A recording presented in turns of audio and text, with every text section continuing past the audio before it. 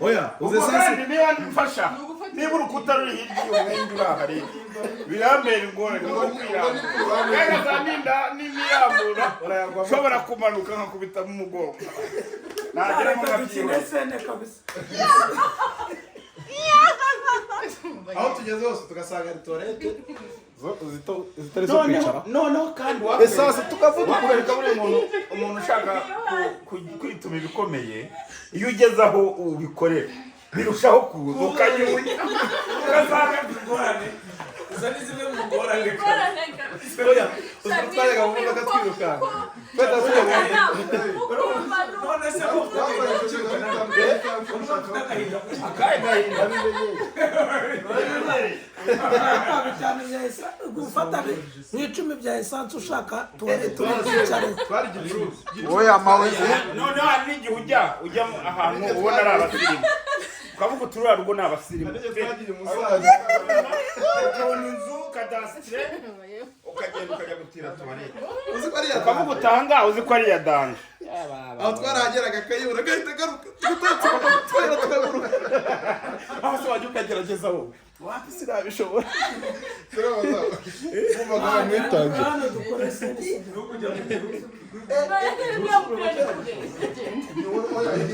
wanagarinda yawutema oya haraho nayibuze burundu ari mu cyaro ariko bafite indobo basukamo amazi basuka muri ziriya tuwarete nyine abanda yicaraho da iyo wenda irongera mvoma amazi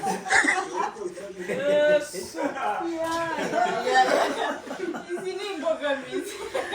ntabwo kugihanza bana hatuye harafite akantu k'akadini ibingibi muvuga ngo ukajya nko gukinira nk'ahantu kari karagiye kuri tere bakambwira burya utabibona ari cyakura yose harimo atarimo tuwarete yo kwicara ni ukujya gushaka ahandi hantu ese cyagiye turi butare ntazi turi butare harako wahanze nta yirimo igihe twari butare ndimba mukaraba mutugendesheje kari gato yateje kubosera abantu twese kwanga ibyuma n'ibintu bibyare nagiye wagira gutya ari ukuntu abantu bakora udushambure bose baje kubukira naho bagashyiramo utuwarete tungana gutya baradukoreye bakantuza batanazi gusa noneho wakwicaramo amavi agakora ku rugi kereka udakinze amavi agasohoka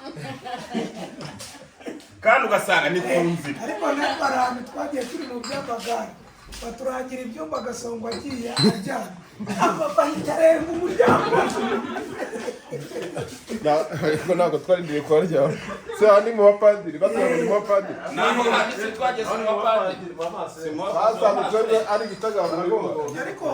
ikintu cyari bakoye cyane nasanze igitagangurirwa kiruta ihene ahantu nyine baza ko umuntu wari utuyobora ariko se yaratubonye ahita yirukankira bigeze kubaha sitori y'ahantu nagiye mu bukwe mu cyaro kandi ubwo nta nubwo nembyibushye gutya cyane nkagenda mu cyaro uzi ko umuntu aba atuye kuri aka gasozi hari umwana wabaga iwanjye akodesha iwanjye aravuga ati tutajyanye mu bukwe uzampemukiye rwose zabaye tuzajyayo ndagira mfashe ikigage n'izabyumba iyo ngiyo fata ikigage kigurire kiza bya bigage mba ndanyweye bazanye akabutse nakuyoboka nakubisemo ibikombe nka bibiri kwari ukunywesha ibikombe ndavuga nti reka nkinywe iki kigage sinzongera kukibona mu kanya babazanye imyumbati n'ibirayi bigeretse byose nabyikubitaho inzara yari nyinshi mba nkubisemo byageze mu nda ngiye kumva numva bigize bigira bigize bitya numva aha hasi bitangiye gushoka nambaye n'ikoti yani ibyo boro bitari uko byagenze nubwo bijya bitinda no tuwarete y'abaturage rero uzi ko kaba kari ahantu kagenderetse ku musozi abantu bose bareba bari baragakoze k'amatafari nk'ahantu gashoreranye noneho baragatindishije ibiti bibiri icyo ukandagiraho n'ikindi hano urebamo n'aho urebamo na hano urebamo ese shaka tuwarete nayo kari ku nzira rero n'abantu bari kuza mu bukwe bazamuka hazamukaga hameze hatya najya kwimunyamura nkavuga ni hahandi ko yaje ndabigenza ndabenya mu bantu mba nkagiye ndavuga ni aho kujya kandi ndujya mu ishyamba abantu hakurya hose barareba baranandebaga urumva ni njye wari urimo ziri mu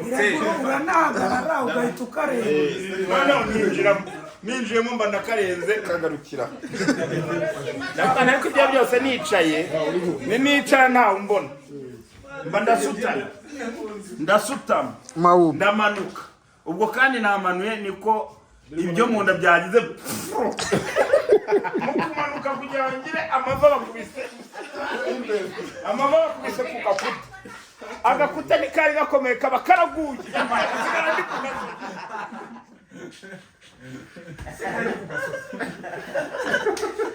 mureke ibintu by'umusarane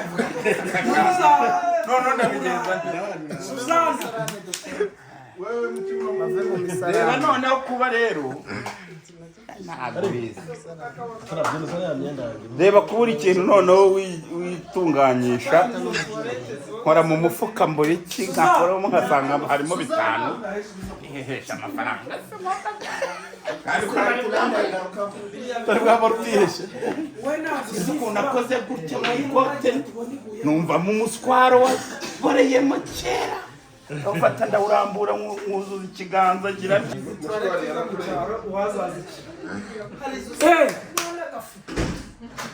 iranga mukabona umubyeyi yagiye yicaye Kepoel.